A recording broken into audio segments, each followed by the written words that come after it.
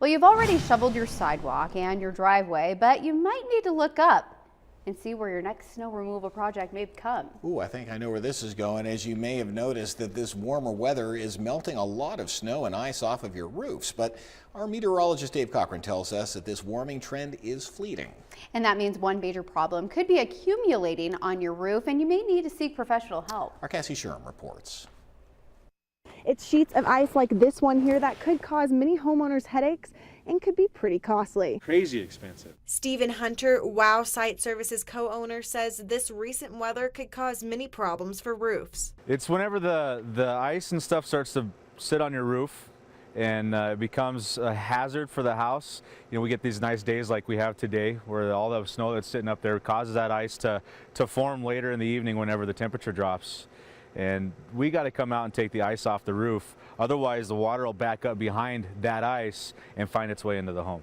He says it's important to get it professionally done because it's easy to injure yourself. Some of those injuries come from them breaking an ice system loose and that snow or that ice come crashing down on top of them. And then, of course, if you fall, not all the snow that's going to be on the ground is going to be nice and fluffy. Some of that stuff's going to be nice and hard where you could really hurt yourself. This big problem is keeping his crews very busy.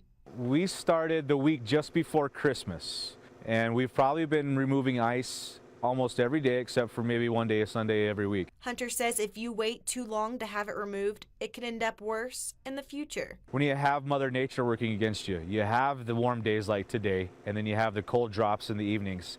That in itself can create a big problem. Unfortunately, Hunter and his service see many house floods and damages that could have been avoided. It's unfortunate, and you don't always see it. You know, somebody can stand down here and look up at their roof and they see a little bit of ice right there. Well, they can't always see all the valleys, so it's really hard to know all the time what's going on up there and to be diligent about it. And then unfortunately, because of that, you know, a problem can happen and then they say, well, I never even knew, I never even saw it coming. Many of the crews will be working till February to make sure all that snow and ice is off your roofs. Reporting here in Bozeman, I'm Cassie Sherm.